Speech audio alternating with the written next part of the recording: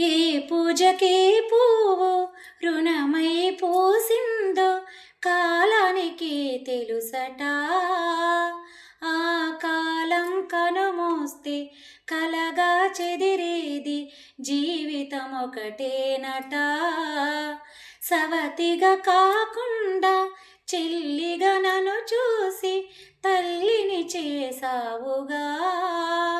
నీ పారాని పాదాలు సేవించినా గాని రుణమే తీరదుగా.